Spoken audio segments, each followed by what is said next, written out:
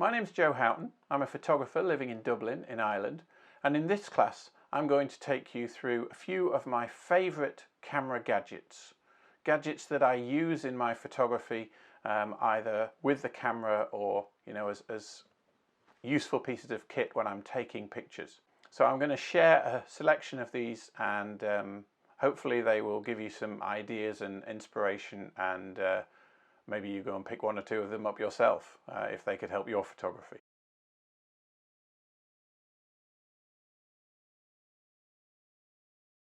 Okay, let's have a look at my first gadget. The first one I want to take you through is a strap, a camera strap. Now, most people, when I see them with their DSLRs walking around, have the normal camera straps which fix to these two straps here and here, and the camera sits on your tummy or your chest just here, and the strap comes up around your neck, and that's okay. But I find that with the heavier bodies that I tend to use, this one's a D750, but I also use a D810 most of the time, and very often I'm using big heavy lenses. The normal strap that comes with the camera puts a lot of pressure on the back of my neck, especially if I'm out shooting for a while. So I've tried a number of different camera straps over the years, and fairly recently I came across this type of camera strap. Now, lots of different manufacturers make these. I picked this one up on eBay for $10, I think it was, something like that. It's for nothing. But it's a slightly different camera strap in that it fixes to the bottom of the camera. So as you can see, the bottom of the strap, if I put the camera down a minute, so the strap goes over your shoulder like this, and you can adjust the length to suit. And then there is a metal carabiner style connector here, which is freely moving on the strap. So that's pretty cool in terms of being able to just leave the camera down at your side, and then when you pick the camera up, you just slide it up and you can take the shot. And then the plate that connects to the camera has a standard fitting screw on it, which goes into the bottom of the camera. So if you want to put this on the camera, you turn the camera over, find the tripod strap, and just screw this into the tripod strap. It's got a little rubber plate on the between the camera and the metal plate, so that stops it moving around too much once you've tightened it. And depending on how you want the camera to sit, whether you want it to sit like this or you prefer it to sit round another way, you can obviously position the strap where you want it on the base of your camera, and then you just tighten it up, and you tighten it nice and tight, and that's not going anywhere now. So the camera just sits there, and when I want to take a shot, I can just pick it up and take a shot. So it's really, really useful, and I've found that this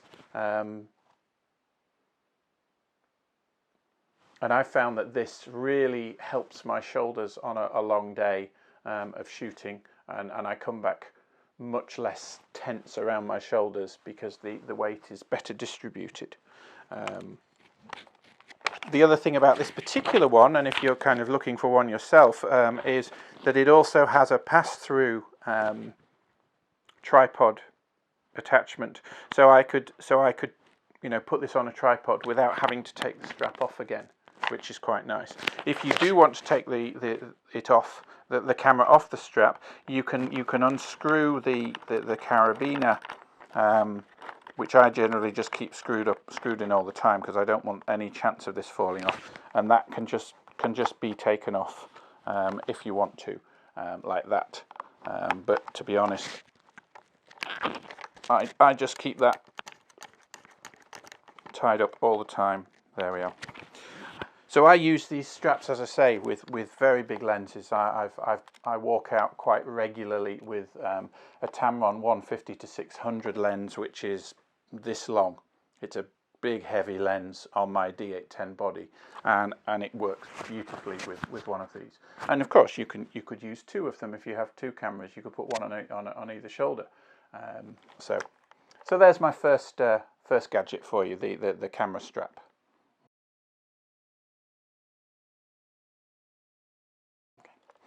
My second gadget is the lens that I actually have on this camera. And if you're a photographer, this is probably one of the lenses you should get at some point fairly early on in your photography career. And it's the Nifty 50. It's the 50mm. This one is the f1.8 Nikon, because I'm shooting Nikon here.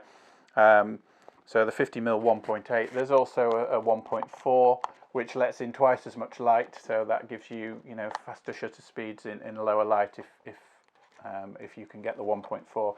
Obviously costs a little bit more, but I find that the 1.8 is a super lens. It's approximates the field of view of the human eye, 50mm on a full frame camera.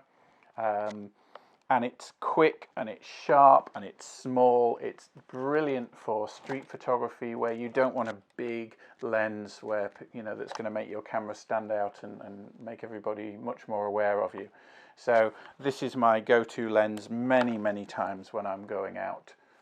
It's a really good addition to any photographer's arsenal. And as a prime lens, there's no zooming on it. It's 50mm. So what you see when you put it up to the viewfinder is what you're taking, and if you want to change that, then you use your feet rather than zooming in and out. Wonderfully crisp, wonderfully sharp, a must-have lens.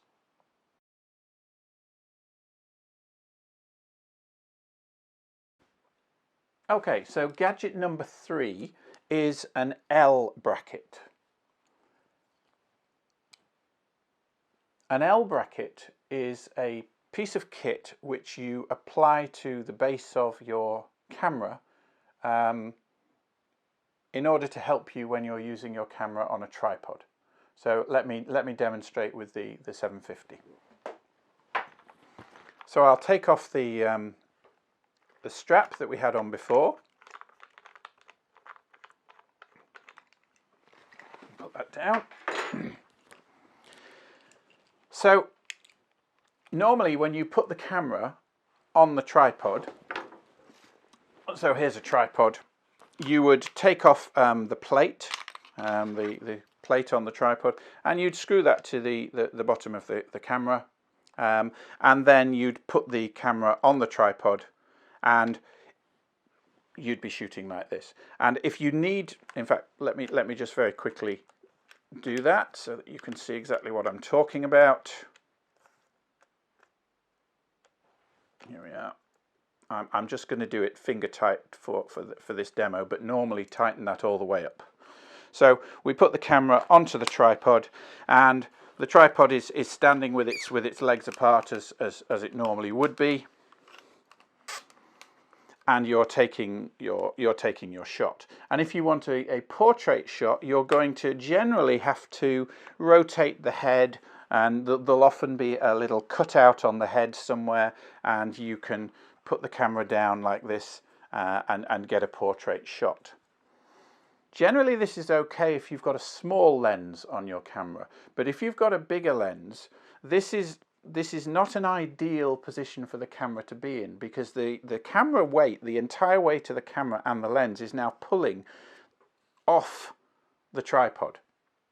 So the center of gravity is way to the right of the tripod, so you better be sure your tripod is nice and steady, and you better be sure that the connection between your camera and your tripod head is absolutely rock solid. Otherwise this camera is going to pull the tripod over, or you might get the camera moving like this on the tripod with the weight of the lens moving through a long exposure. So this is not an ideal scenario for portrait shots on a tripod. This is where the L bracket comes in. So I'm going to take the tripod off. I'm going to take the plate off the camera.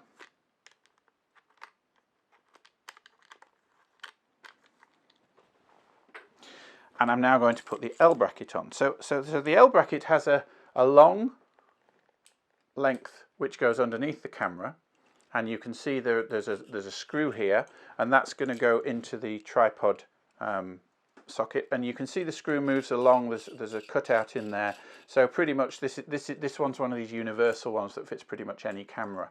So you just connect it to the right place on the base of your camera, and then you screw the L bracket in, and that's now connected. And then you just bring the left hand side of the bracket up to the left hand side of the camera, and generally just butt it up against the camera. Now remember, if you need to open any of these doors, if you want, you know, to plug a mic in or an external remote control or whatever, open those doors before you put this in, because generally once it's on, the doors are going to be, you know, shut. So connect it to the side like that, and now tighten up the bracket.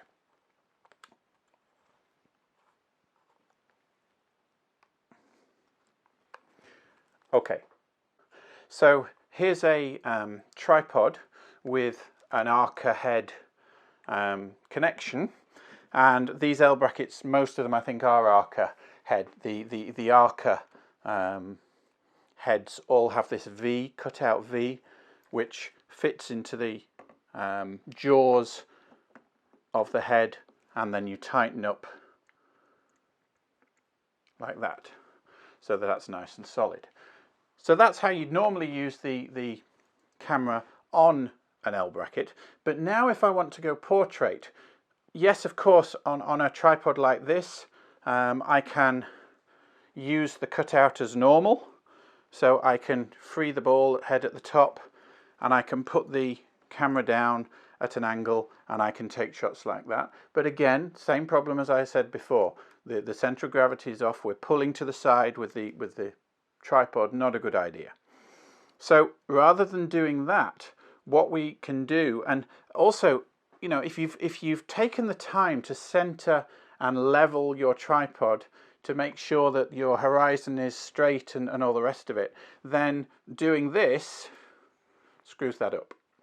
So we've got the camera set exactly as we want. We've got all our levels correct. All we need to do now with an L bracket is unscrew the camera, turn it 90 degrees, and you see this side of the L bracket now slots in, and we're now in portrait mode. Simple as that.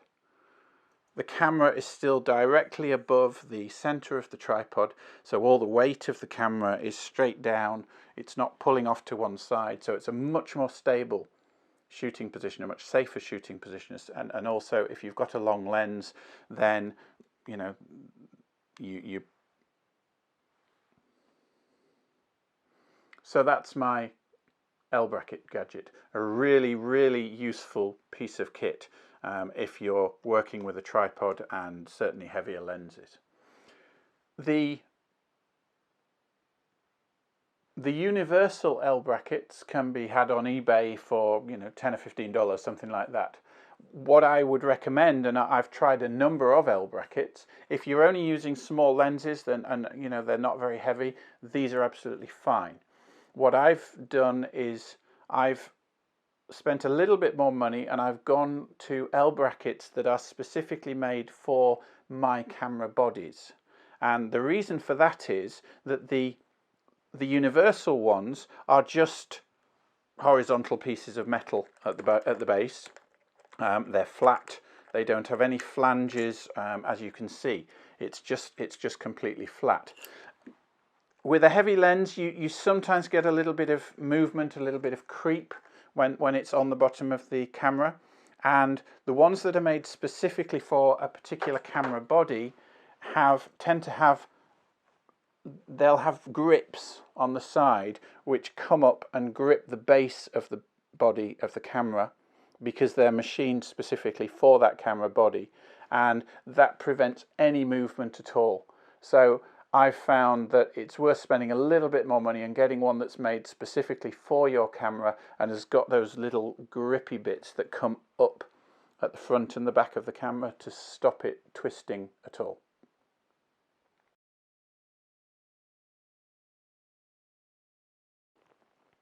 Okay, my next gadget is a reflector. And again, these can be had on eBay or Amazon or from any of your photographic suppliers for, you know, relatively little money, tens of dollars or euro. And they tend to come in a small flat case like this. This one from Sellens has been really, really good. I've had this a couple of years now. So you take it out of the case and it's this big, and then it's one of these expandable, pop-up expandable reflectors. Okay. Now, you can get them, a lot of them are circular, but I would recommend getting one with a handle. This makes it so much easier to use. You can just put it where you like, and it also, the one, this Sellens one, the handle has drill holes in so that you can put this on a tripod. So it's absolutely fantastic. You just put a tripod plate on the base of the handle, and then you put the plate onto the tripod. So rather than have an assistant or need an assistant if you need this, as long as you've got a tripod handy, you can use the reflector. You can see this particular reflector at the moment is showing white on one side and gold on the other. But this is I think a 5-in-1 reflector. So you've also got different colors available, and you can just unzip them from the central frame, and then you just, because the frame moves, you can just pop it out. So the center frame just has the kind of semi-translucent material, which is good for just using to maybe block sunlight, put a model's head and shoulders in shade, perhaps, if you wanted that. And then the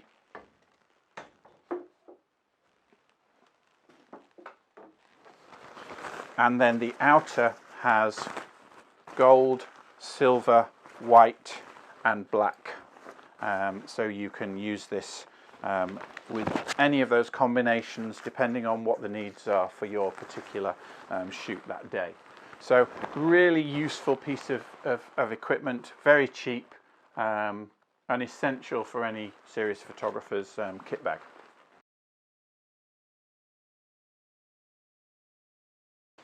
If I'm going off to the park, for instance, with my wife and children just for the afternoon, then I don't want to take a big heavy rucksack. So I have just a little camera bag, something like this, which I generally take off with me.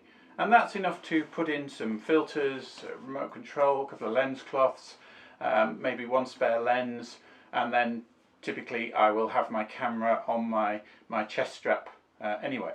So it's small, it's light, and it's just big enough to do the job.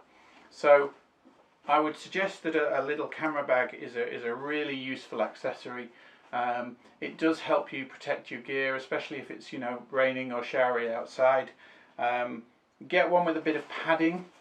You want the base as well to be, you know, fairly well padded. Make sure that the connector at the front, because very often if you're carrying the bag, you know, you perhaps don't always use the shoulder strap. So if you're carrying it with the handle, that connector becomes the weakest point of the bag, because that's where all the pull is at the time. So if that comes open, then your bag is going to spill and you're going to lose other stuff in it. But apart from that, you know, reasonable padding on the bag, something light that suits what you particularly like. So camera bag is my next gadget of choice.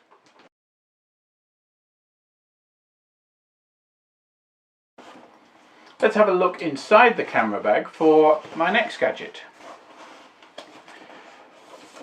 My next gadget is actually two gadgets, because I have two variants of the same thing. It's a Lee Big Stopper or Super Stopper filter.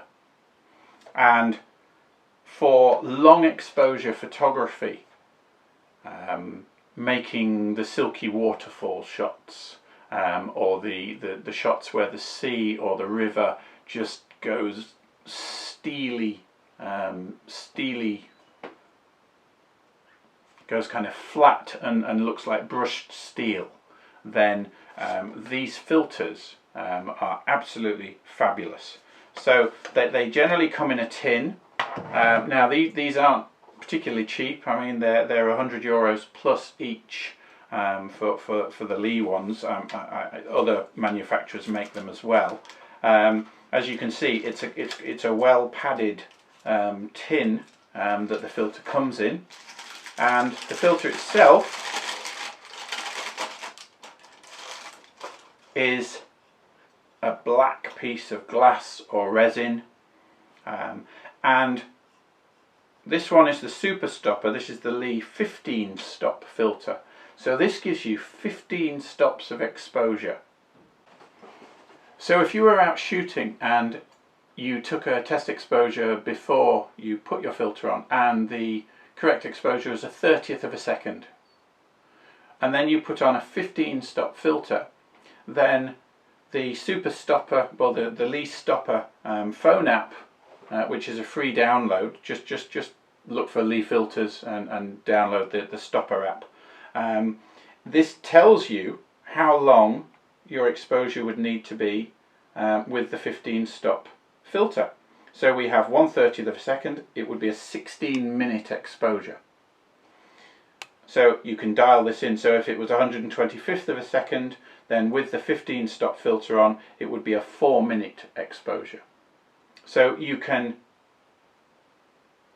alter your settings or use this and you know, just wait the 4 minutes or the 16 minutes or whatever, and you can get some beautiful shots using these filters, and I'll show you some of those behind me as I'm talking about these filters. So that's the 15 stop filter, and the 10 stop filter, the Lee big stopper, is just the same. It's just a dark piece of glass, but it lets in slightly more light, so it only has 10 stops. And again, the super stopper app, so if I just click on 10 stops, that gives me the big stopper. So 125th of a second normal exposure would be an 8-second exposure, as opposed to a 4-minute exposure with only a 10 stop filter on. And the 1/30th of a second exposure gives you a 30-second exposure. That's quite a sweet spot when you're going out shooting things like waterfalls and stuff, because a 30-second exposure you can just dial in on the camera. Anything longer than 30 seconds you need to go into bulb mode, and then you need to be timing and probably using a remote control to start and stop your exposures. But if you want to get into long exposure photography, especially during the day, then a dark filter like the big stopper or the super stopper is the way to go.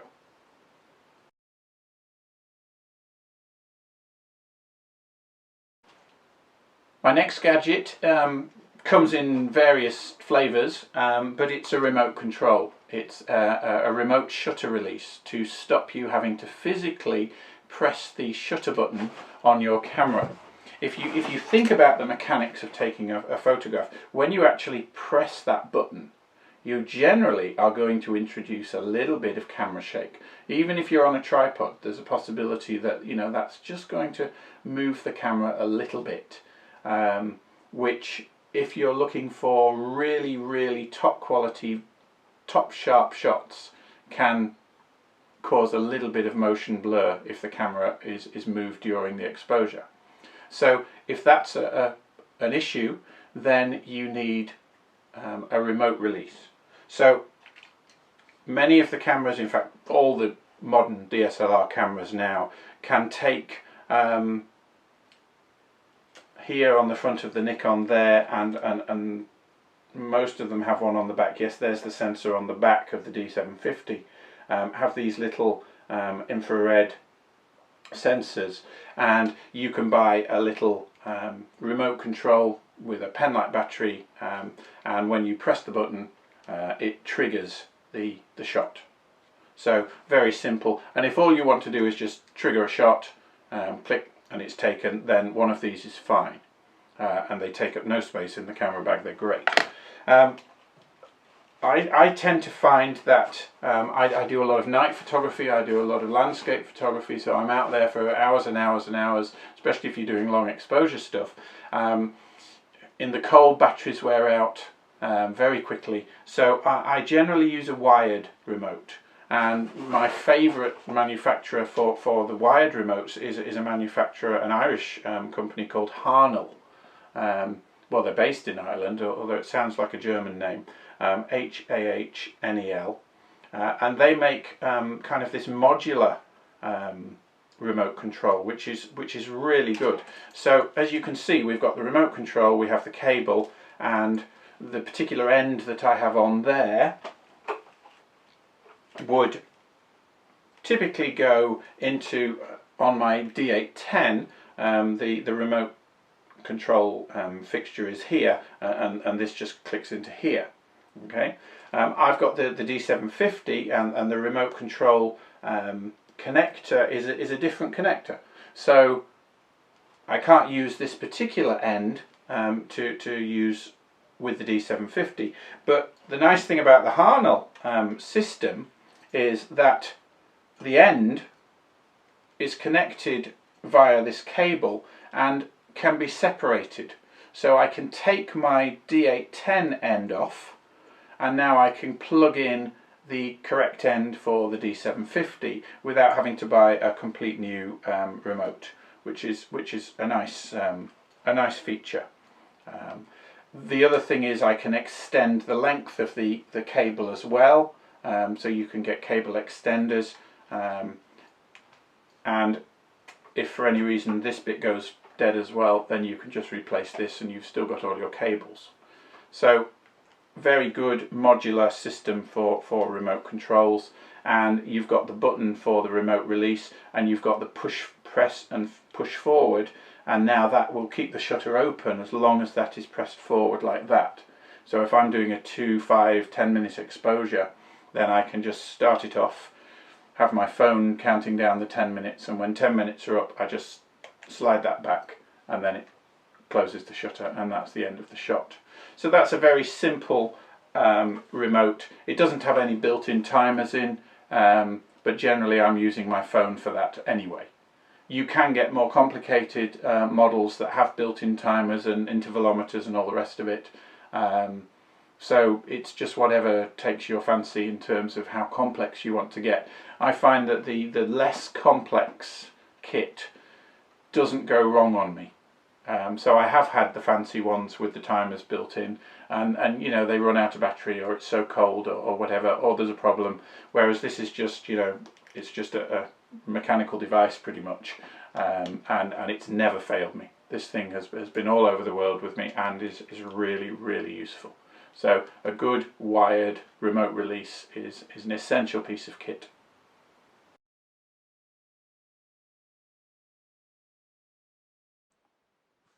My next gadget is a tiny little piece of equipment which will only cost you a few euros, but which should be in every single camera bag, and I have a number of these floating around, so there's always one within reach when I'm out shooting, and it's called a lens pen. And the lens pen has two main functions. The first one is a brush. So there's a little slider here, and you can see I can slide that up, and out comes this beautiful, very soft, very fine bristled brush. Don't be tempted to run your finger over the end of it. A lot of people immediately try and do that. You've got oils and stuff in your skin, and they will be transferred onto the brush, and that really removes a lot of the usefulness of the brush, because it's a completely dry brush. And you use this just to get any particulate matter, any dust, any grit or whatever off your lens or your filter, and just make sure you go into the corners. Very often dust and grit collects in the filter threads, so just go around the side and just make sure that's all cleaned off, and then you can bring the brush back into the inside of the pen, and then you can turn the pen over the other way and just pop off the cap. And under the cap is a tiny microfiber pad, and you'll now put the pad onto the surface of your lens or your filter, which now has no grit and no dust on it, And generally starting in the middle, just in concentric circles, not pressing too hard, just come round and all the way to the outside and then back in again. And that'll pick up any oily residues, any finger marks, and leave your lens or your filter completely clean. And then put on the cap again and you're good to go. So always have one of these in your camera bag. They're a fantastic piece of kit and very cheap. You pick one of these up for a few euro. So I replace mine once every 6 months or so because it's getting constant use as I'm out shooting.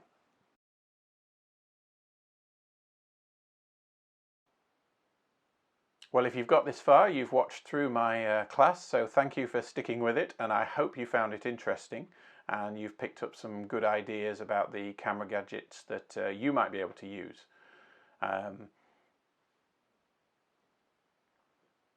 If you have enjoyed the class and you could take a minute to give us a thumbs up, or even better, a short positive review, this really helps drive other people to these classes and make them a bit more successful. So I'd really appreciate it if you did take the time to do that.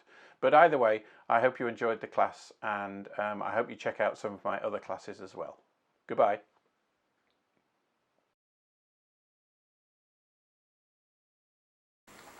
Well, thanks for taking this class. If you've made it this far, you've obviously enjoyed it, and I hope that some of the tips help you get really good shots yourself.